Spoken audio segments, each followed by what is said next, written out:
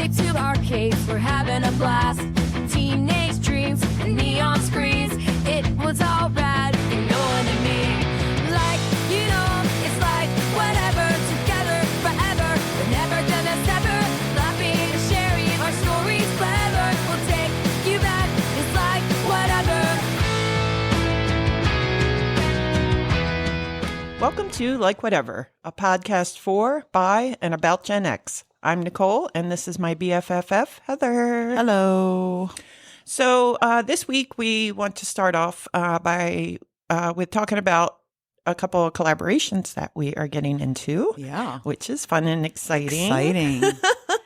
So this week I want to tell you about a podcast called Free Nights and Weekends. It is a Gen X podcast. It is very funny. Ooh. And he has some really good guests on. So we like it and we wanted to share it with you. So here is a little clip from Free Nights and Weekends. Hello, Like Whatever Pod listeners. My name is Scott and I write comedy. And like the ladies of the podcast you're listening to, I got to grow up in the roaring 80s, but in the middle of the country. My podcast, Free Nights and Weekends, covers it all, but from a different perspective. So when you're not listening to Like Whatever and planning family trips around their personal appearances, give us a listen. You can find us at Free Nights and Weekends Podcast on Facebook, X, and at fnawpodcast.com. Shut up, I know. Now back to what you came here for. Make sure you check out Free Nights and Weekends when you get a chance. So we're giving him a little clip to have on his podcast, and we recorded our first commercial in air quotes. And I mean, we killed it on the first try. We really did. I don't know. I hope anyway. He might disagree, I guess, but whatever. He would be wrong. We also have we were contacted by someone who is very into this podcast, which is very exciting because we think it's cool when you people like us. We do. He has a book. His name is Pat Green. The book comes out April 7th. Ooh. It's called Hearts of Glass, Living in the Real World. And we got a little Advanced copy, excuse us. And it is really good. Yes. Yeah, I mean, really good. I have not started it yet, but I she will. procrastinates. I am the queen of procrastination, and I am on vacation for the next 3 days. A relaxing vacation with my mom and sister in Virginia Beach. So I think I will have plenty of time to sit around and read it then. Yeah. I read it last night. Right after we got it, I read it, and I very much enjoyed it. So basically, we are going to try and work something out where he comes and entertains you and us. Yeah, At the same time. as a guest on the show. As a guest on the show. Mm-hmm. He really wants to hang out with us for the hour. And I don't know why, but And we want to help him promote his book. Yes. So win-win for everybody. yeah. So we're trying to get it out there. We're trying to do our, Do our things, Yeah. help the community. yeah, because we think we're fucking hilarious. I mean, we are fucking hilarious. So yeah, just real quick, I want to remind you to find us wherever you listen to podcasts. Please remember to like, rate, and review. That is important for us to get in better standings with all the podcast carriers. And we are on all the socials except for X at Like Whatever Pod. You can look for us on YouTube where we are under Like Whatever, and the L and the W are capitalized. Yes, Some people are having issues finding us. We think that might be it. me included. And we are also on TikTok. The tickety talk. Heather's favorite. Yes. All right. So let's fuck around and find out about the 1979 3 Mile Island accident. 46 years ago on March 28th, which is the day that this podcast will drop. Wow. My references are pbs.org and nrc.gov, which is the United States Nuclear Regulatory Commission, someone whose website is still up, so that's good. Does Homer run that? Probably. So the 3 Mile Island accident in 1979 at the 3 Mile Island Nuclear Plant Station that was the most serious in the history of the American nuclear power industry. The 3 Mile Island Power Station was named after the island on which was situated in the Susquehanna River near Harrisburg, Pennsylvania. I don't know why I always thought it was New York. It's up there.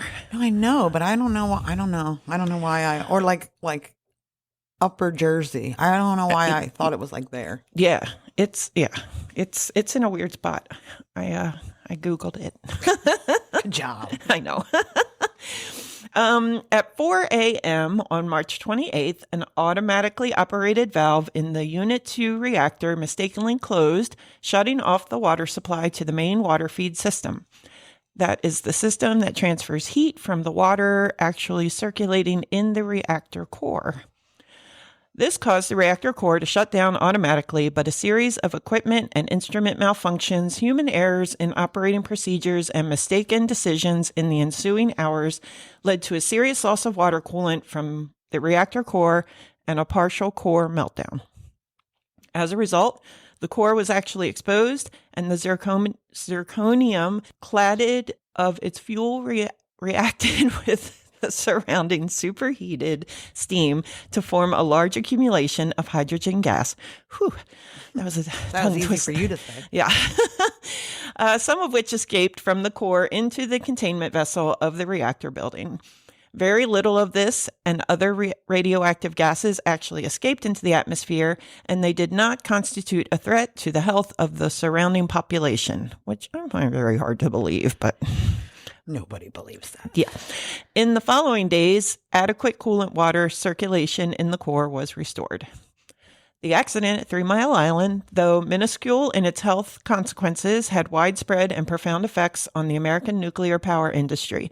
It resulted in the immediate, though temporary, closing of 7 operating reactors like those at 3 Mile Island. The moratorium on the licensing of all new reactors was also temporarily imposed, and the whole process of approval for new plants by the Nuclear Regulatory Commission was significantly slowed for years after the accident. No new reactors were ordered by utility companies in the United States from 1979 through the mid-'80s. The accident increased public fears about the safety of nuclear reactors and strengthened public opposition to the construction of new plants. The unharmed Unit 1 reactor of 3 Mile Island did not resume operations until 1985. The cleanup of Unit 2 continued until 1990. Damage to the unit was so severe, however, 52% of the core melted down and it remained unusable. Wow. So I don't remember, when was Chernobyl? Man, that movie Chernobyl, though, is very good. Yeah. Oh my gosh, so good. Yeah, they have like 3-headed dogs and stuff. They still have that whole area there is Radioactive.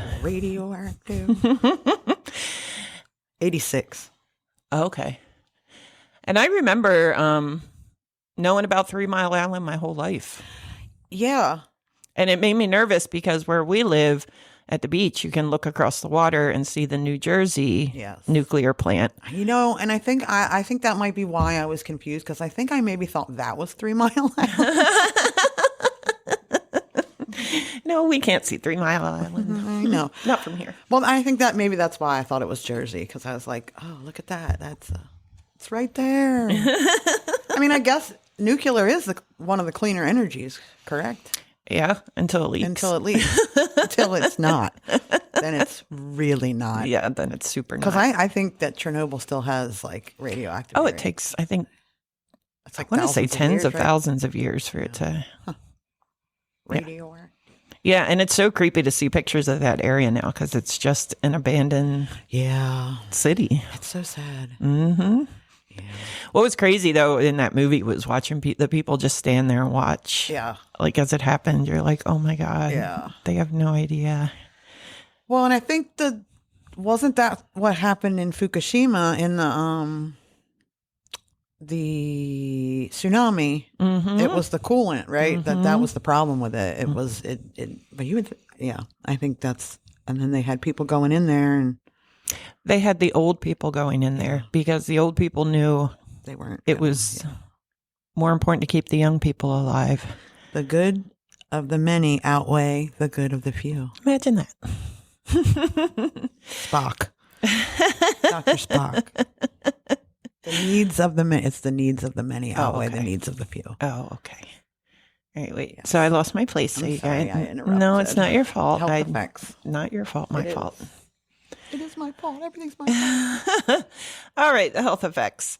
The NRC conducted detailed studies of the accident's radiological consequences, as did the Environmental Protection Agency, the Department of Health, Education and Welfare, now Health and Human Services, and the Department of Energy, and the Commonwealth of Pennsylvania. Several independent groups also conducted studies. The approximately 2 million people around TMI, too much information, none of your goddamn business. during the accident are estimated to have received an average radiation dose of only about 1 millirem above the usual background dose. To put that into context, exposure from a chest x-ray is about 6 millirem, and the area's natural radioactive background dose is about 100 to 125 millirem per year for the area.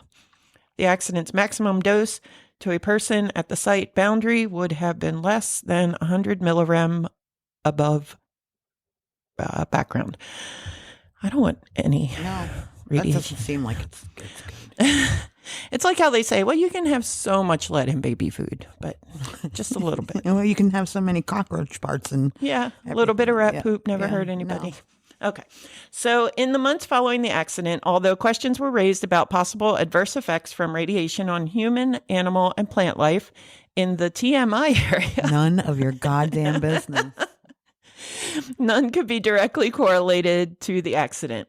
Thousands of environmental samples of air, water, milk, vegetation, soil, and foodstuffs were collected by various government agencies monitoring the area.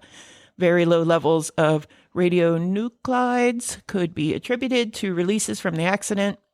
However, comprehensive investigations and assessments by several well-respected organizations, such as Columbia University and the University of Pittsburgh, have concluded that in spite of serious damage to the reactor, the actual release had negligible effects on the physical health of individuals or the environment.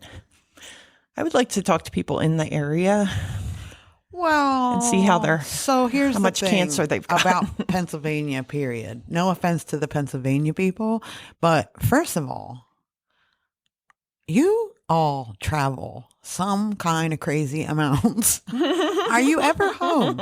Because everywhere I have ever been, Vegas, I was on a cruise to motherfucking Alaska, and the whole ship was people from fucking Pennsylvania. Where were in Arizona? Some lady walks up, starts a conversation. Where are you from? Oh, Pittsburgh. Oh, you're from fucking Pennsylvania. Everywhere I go. Yeah, Can't get away from it's true.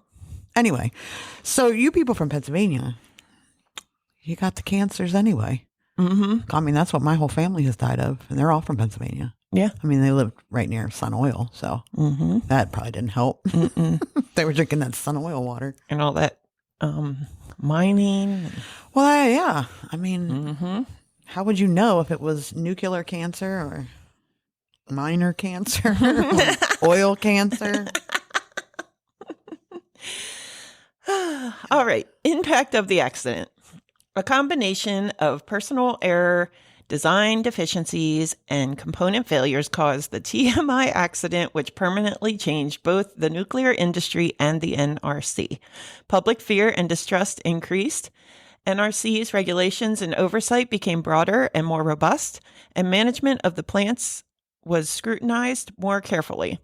Careful analysis of the accident's events identified problems and led to permanent and sweeping changes in how NRC regulates its licensees, which in turn has reduced the risk to public health and safety. Except when you give one to Mr. Burns and he lets Homer be in charge. It's not good.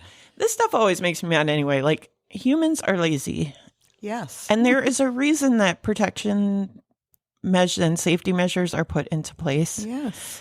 So when you just get bored and lazy and skim on things, like this shit's going to happen. Yeah. Yeah. So Shit's going to melt down.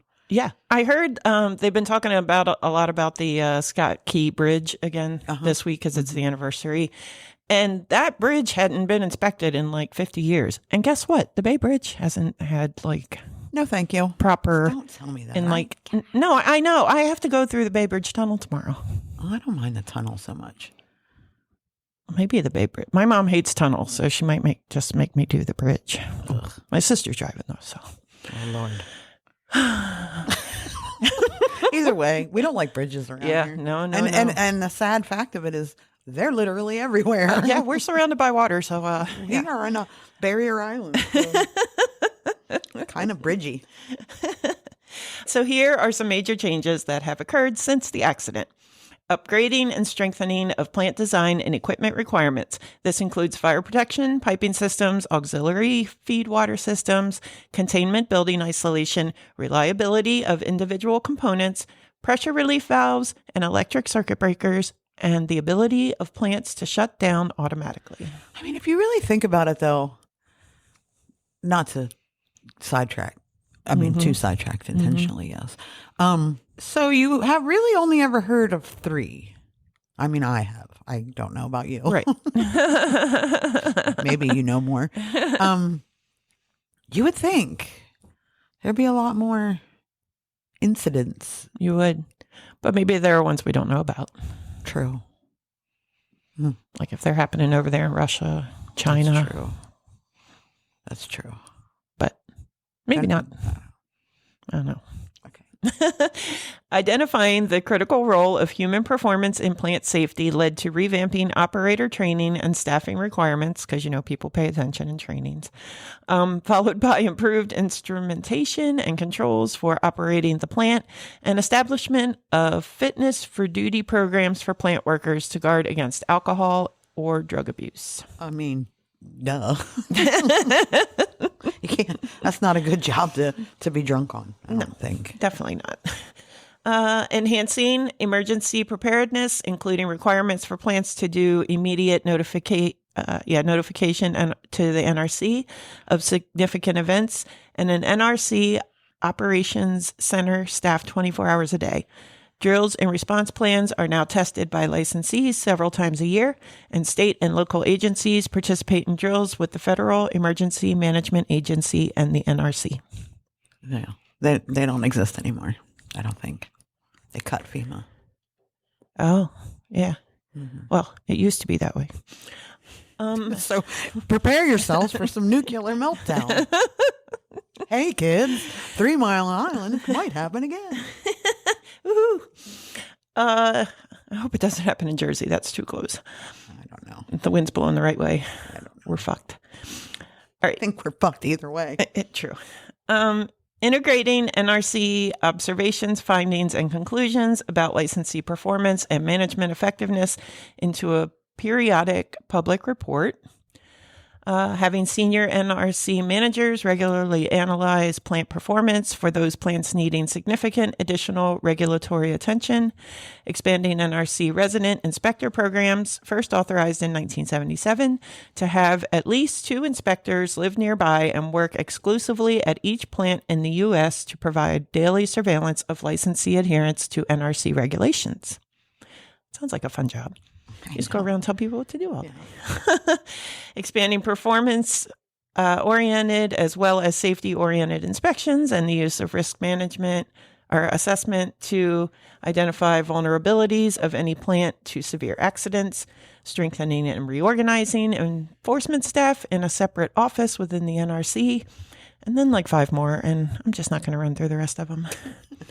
I'm bored with it. I know you guys are. All right. So this was fun. Jimmy Carter was president when 3 Mile Island She was so happened. goddamn excited about this. I was so excited because y'all love the Jimmy Carter episode. The Jimmy Carter episode is our most listened to episode. Yeah, by quite a bit. Yes. Yeah, so we were excited to plug Jimmy Carter again. The damaged reactor at 3 Mile Island was not the first President Jimmy Carter had viewed up close. While in the Navy, Carter was part of a team that helped dismantle the damaged nuclear reactor at the Chalk River plant in Ontario, Canada. Oh, yeah, I remember So that. there's a fourth one. Yeah, I remember that. Because I was blown away by Carter was a trained nuclear engineer. I know. A trained nuclear engineer, Carter worked under famed Admiral Hyman Rickover, the father of the Navy's nuclear program on the Seawolf and atomic submarine. He also studied nuclear physics at Union College in New York. Given his background, Carter had a firm grasp of the potential disaster that would ensue should a nuclear meltdown occur.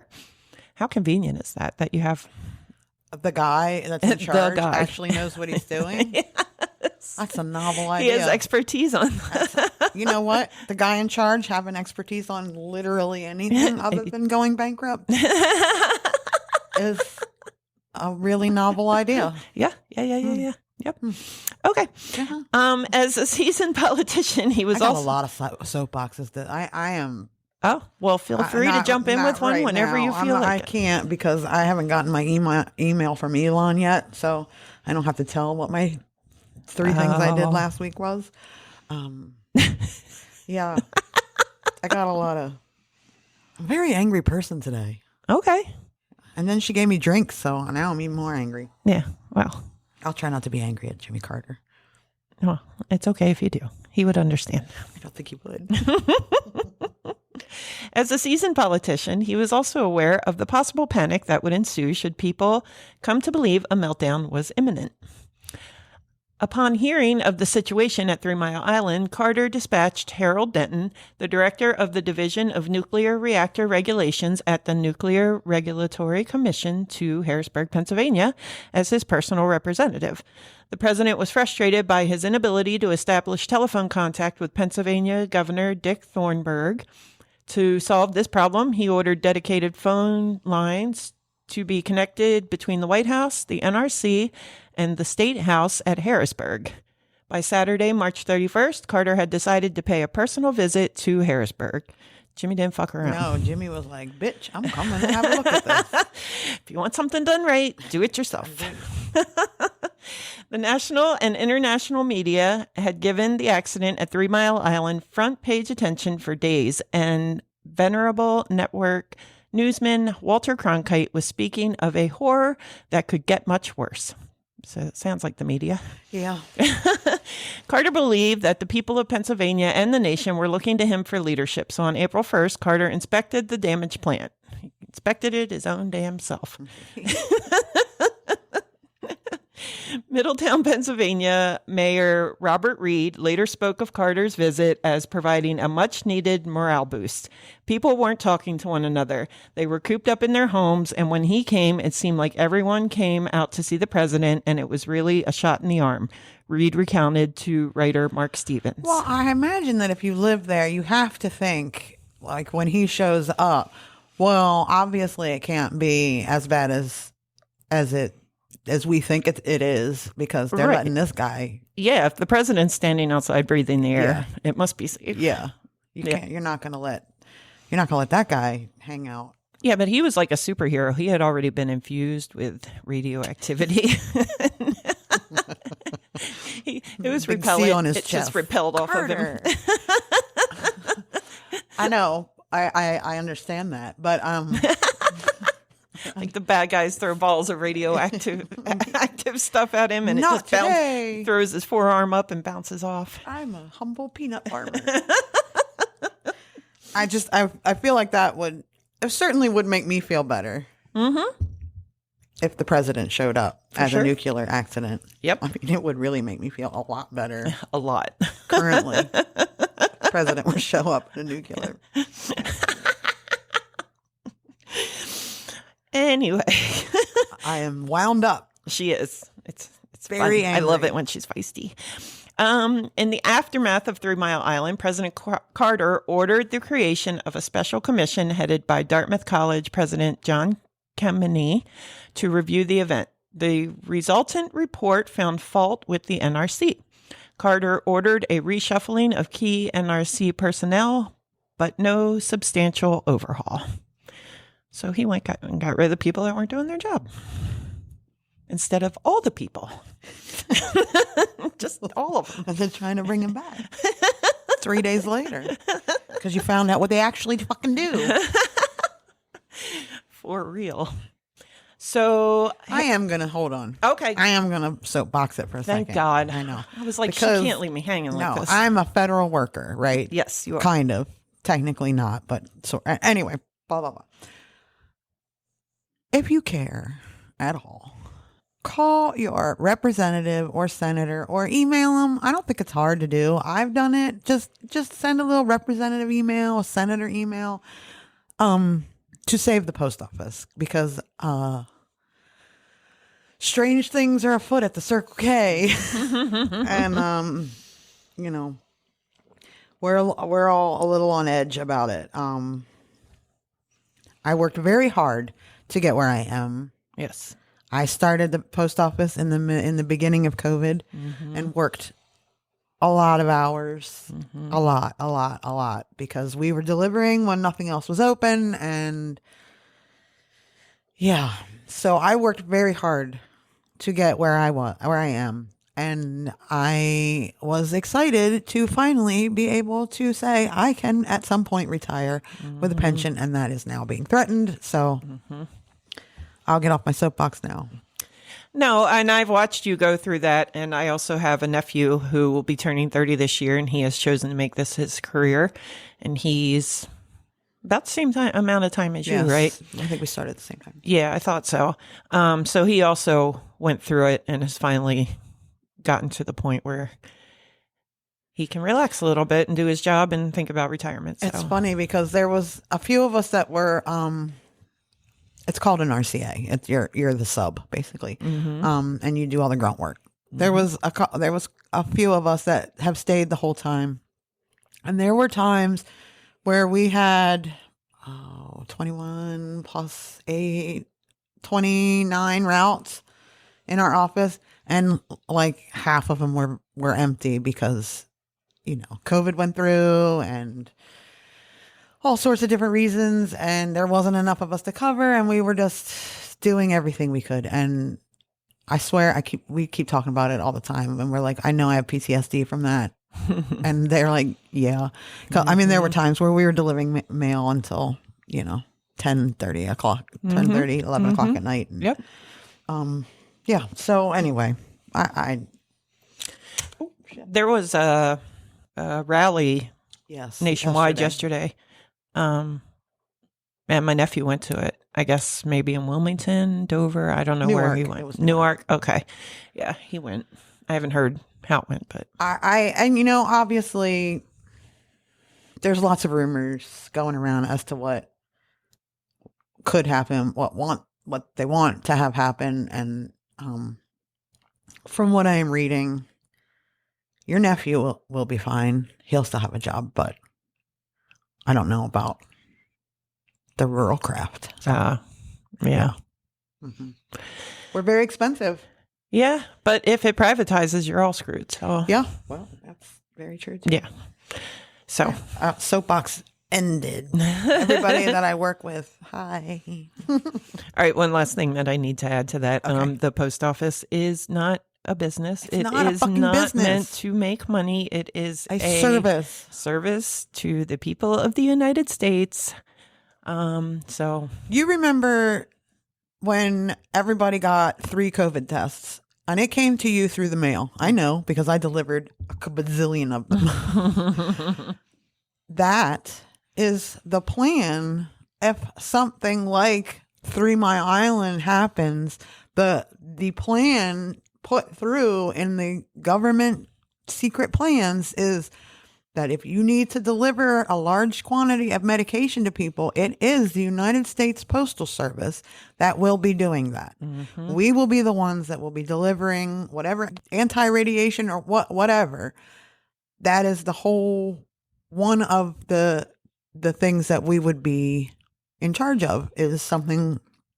If something were to happen, we go to every house every day. So that's how you got your COVID tests. yep. And say what you will about the post office being slow and always rate hiking and all that, it's going to get a whole lot more expensive if it privatizes. That's just, you're not going to be able to send a letter for under $1. No. It's going to be like UPS or... Yeah, they'll be competing with them. Right. Yeah, so I don't know. Yeah, that wasn't even a soapbox. That was just you educating everybody on what's happening. And we also, I don't know, I didn't know this until I first started working there. The USPS does not receive any money from the government at all. We do not get government money unless they have to bail it out, which they did bail it out a couple years ago. Right. But everybody got bailed out a couple years ago. Yeah, but the USPS survives on its own. It's its own thing. It's, right. We live off you buying stamps and sending parcels and stuff like that. So technically we're not taxpayer funded. Correct. So there. Look it up. Yeah. Google it. Harold Denton, Director of Division of Nuclear Reactor Regulations at the Nuclear Regulatory Commission, was Jimmy Carter's personal representative to Harrisburg for the duration of the problem at the 3 Mile Island nuclear power plant. The arrival of Denton seemed to immediately calm the fraying nerves of public officials and stem the anger of the frustrated press corps. Reporter Steve Liddick of WCMB Radio explained to writer Mark Stevens that Harold Denton was trusted because he looked like a regular down-to-earth kind of guy, and people wanted someone to believe. So, like you said. Yeah, and that's, that's the whole point where I think any of the presidents go to these places where disasters, just, to put the eyes on it and say, we care and... Yeah, we know you're here. Yeah, we're going to do what we can. And plus, it's important for them because you can't understand something unless you see it or live through it. People who want to make judgment on everything, if you haven't been in that situation, you have no idea. So... It's important for the president to go and see how bad it actually is, when there are disasters and such, so that they really can wrap their head around how much help is needed. Because, and here's the thing, so when they're showing all this disaster stuff, it is sad. And, I only know hurricanes because we've had a couple. And none of them have ever been a big problem. But the thing of it is a lot of things are built to be destroyed in the situation to, again, whatever Dr. Spock said. The needs of the many outweigh the needs of the few. Correct. So in order to save the house, a lot of stuff has to break away. Like, I grew up in a block from the ocean. We had a lagoon in our backyard and the bay was across the street. Everything has to be up on stilts. It has to handle, I think it's a 3 here. 2 or 3 here because we don't usually get them bigger than that. But when the media is showing you these places that have been, destroyed, and yes, a house being gone, that's sad. But a lot of times it looks a lot worse because it's like, siding piled up and that all that shit was meant to come off. Yeah. Or they'll pick like structures that weren't meant for hurricanes at all. Yeah.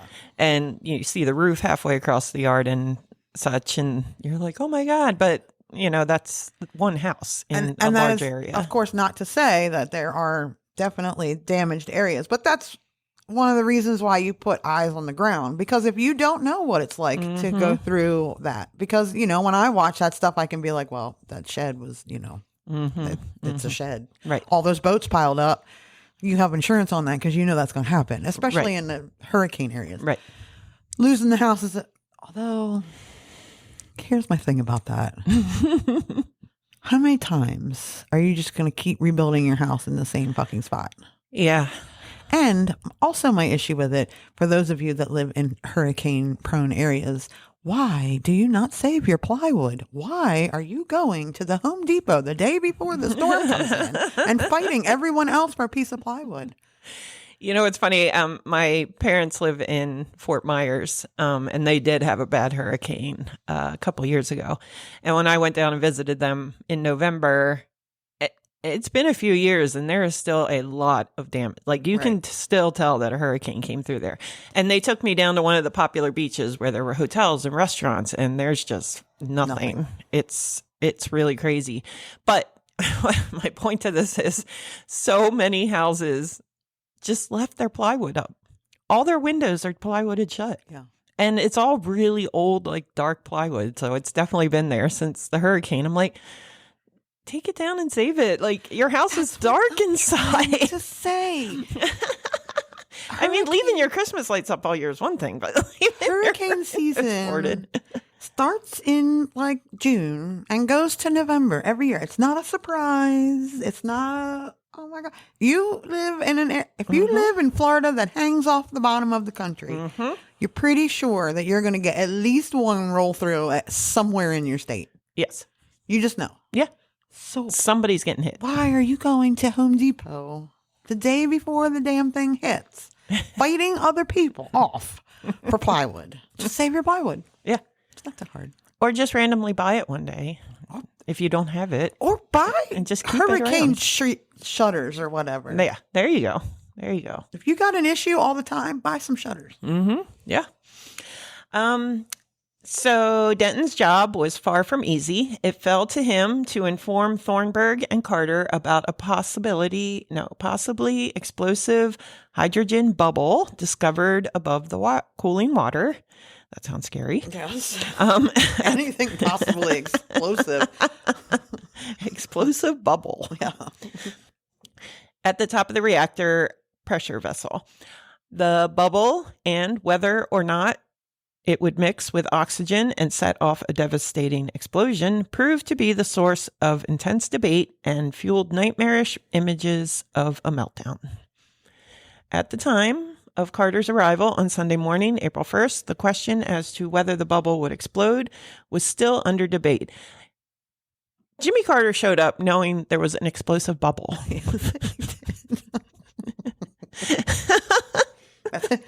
I'm telling you, she loves her some Jimmy Carter. I really do. I didn't know how much I loved him until we did that episode. I know. I mean, I always have loved him because he's always been a good human. I just like good humans. But yeah, I didn't realize he was so badass. He was a superhero. Yes. Denton informed the president of the risk just as he was preparing to enter the plant. I briefed the president on this bubble and the possibility of an explosive mixture and tried to give him the two sides that were out there, but we still didn't have single view on that, Denton remembered. It is pretty scary. An explosive bubble. Yeah. All right. So the current status of 3 Mile Island. Today, the TMI None of your goddamn business. 2 reactor is permanently shut down and 99% of its fuel has been removed. The reactor coolant system is fully drained and the radioactive water decontaminated and evaporated. Which I read that the first time and I was like, what exactly does that mean? The accident's radioactive waste was shipped off-site to an appropriate disposal area. I bet it's not appropriate. Yeah, I mean, nowhere is appropriate. The moon. Yeah, that's appropriate. And the reactor fuel and core debris was shipped to the Department of Energy's Idaho Natural Laboratory. The company TMI2 Solutions acquired the license for Unit 2 in 2020 and is responsible for remaining decommissioning activities there. Unit 1 permanently ceased operation in September 2019, and the Constellation Energy Company, formerly Exelon Generation, is responsible for decommissioning activities there. So, what I was going to say there. Yeah. Are they not using? I don't know. Are they're just not using them anymore? Not there. Not. Where are they getting their electric from? Canada? Well, they're about to shut it off. Great. They're about to turn the light switch off. Everybody better get some solar panels on their house. Windmill.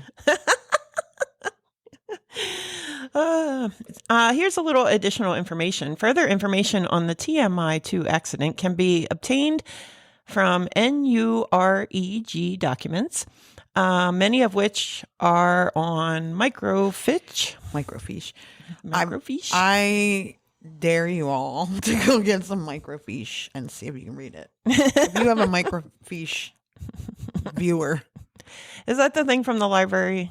like How a we little used to slide, look yeah. up news Yep, articles yep, when we yep, were yep. kids? Okay. They can be ordered for a fee from the NRC's public document room, in case you're super bored, at 301-415-4737 or 1-800-397-4209, or you can email pdr@nrc.gov. The PDR is located in Rockville, Maryland. Or something like that. Something like that. Yeah, I don't know. But yeah. Okay, so I think nuclear power is scary to us Yes. because of Chernobyl, because of 3 Mile Island, And because we don't have a real understanding of it. and because we don't have a real understanding Because of we're it. not engineers. I am not. I think also it's hard to discern the difference between nuclear weapon and nuclear power. And I think that's where, because we always had to get under a desk, and obviously that's not going to help. But so I think that's maybe where all the fear of them, Probably. because I do think they're one of the cleaner, And safer. safer. Yeah. I mean, yeah.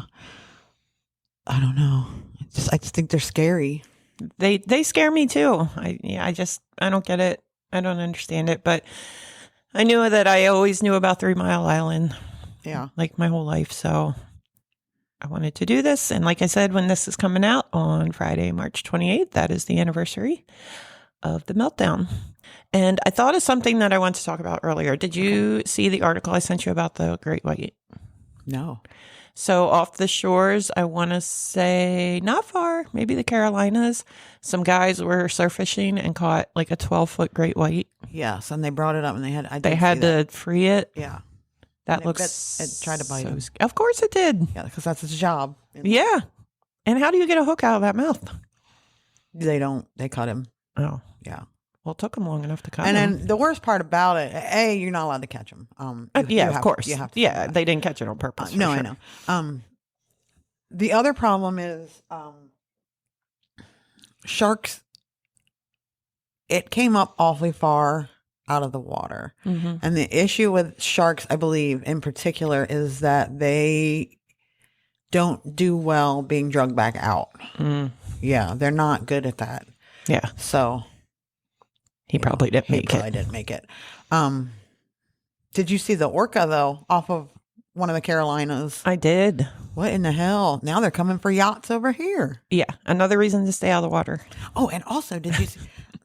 Man, the orcas are wearing the hats again, the salmon hats. They did it for 30 years. They did it 30 years, like in the 90s. They wore dead salmon as hats. This one particular pod wore they would just like tool around with salmon on their head, and it was like a hat, and it was like they said it was like a trend. It was trendy. Because they all did it in this one particular pod. And then one day they just stopped. And then apparently Somebody told him it didn't look cool. I guess much like people now thinking the 90s have come back. If you've seen any of the clothes out today, everybody is dressing like it is 1996. So Yeah, the mom jeans. Like, well, and have you seen low riser coming back? No, thank you. Anyway, they all started the pod and another pod, like completely different from them, are all now wearing salmon as hats again. they must have had a picture of like their grandma with a salmon hat. And they were like, we should totally wear this. Look at this. Oh my God.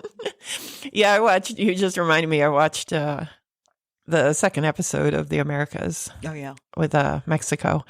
So I saw what you meant about not needing to see the circle of life. Yeah. Yeah, and it involved orcas, but That one was brutal. it was. But it was also, on the flip side of that, amazing to watch them work as a group. And It's funny because I can't watch that, but I can watch. I became obsessed with these two fucking eagles and yeah. the Big Bear. Mm-hmm. So Shadow and Jackie. And I have been watching these damn eagles for like 3 years, and the last time they produced a chick was in 2022. Prior to me watching them, so then they had 2 years where they did not. Their eggs did not hatch apparently they do grieve. It's very sad. When they gave up the nest the first time, it took them a while because I don't know if you know or care about bald eagles. They stay at the same nest and they just keep Yes. making them bigger and bigger and bigger. Yes. So eventually they ended up realizing that the eggs were not going to hatch. So they just give up. And then there's a squirrel that lives underneath of them called Fiona. And she came and stole the eggs. Anyway, so this year, Jackie and Shadow, in fact, did lay 3 eggs and all 3 hatched. They did. Now, the drama has been one day, it still snows there because it's very cold, I guess. So when Jackie was getting up one day, one of the chicks was stuck to her leg and almost lost it out of the nest. Oh, no. But it rolled back in. And then it started snowing really, really hard. And Jackie, those two, they're hilarious. I know. Shadow comes with sticks and he hits her in the head all the time. It's Friends of Big Bear if you ever want to check these eagles out. It's really, it is. Anyway, something happened. One of the chicks froze to death. After the snow. No. Yes, it didn't make it through. And it was the one that was like super feisty. Like it was the oldest one, I think. And it was super feisty. Like the parent would sit on the nest and it would like pop its little head out and everything. Anyway, it must have gotten caught up in one of their feathers out on the outside. It's nature's way. Yeah, it's got, whatever. Yeah. So there's 2. Well, drama has happened again because yesterday Jackie had a fish hook stuck in her mouth. Oh, no. Yeah, she did end up getting it out. But everybody on there was like, they need to intervene. And of course, the people were like, we don't. It's Nope. it is what it is. Just because you're watching it doesn't mean. But my point to that was there's these ravens that fly over their heads. And you can see on there, I don't know what the hell kind of balls these ravens have. But I don't know if they're trying to get to the chicks or they're trying to get to the eggs or what they're doing, but they fly around and they drive them insane. Like you'll see her duck down and like she's yelling and then Shadow will come and try and pitch. Anyway, they have several cameras up and the one is like a long distance camera. So the other day you can see the raven flying over and then all of a sudden you see Jackie or Shadow, I don't remember which one, come out of fucking nowhere.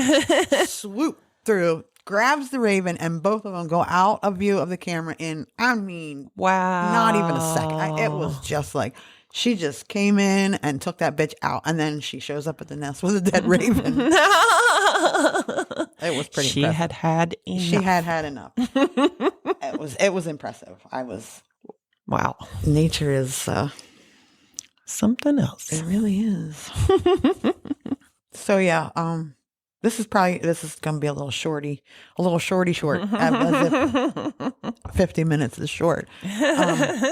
Nicole has, today we usually record on Tuesdays, but this week we had to do it on Monday, which is a heavy day for the post office. So, Yes. Again, we're at my mom's house, recording because Nicole was going away with her mom and sister all week. So we could not record on our normally scheduled programming.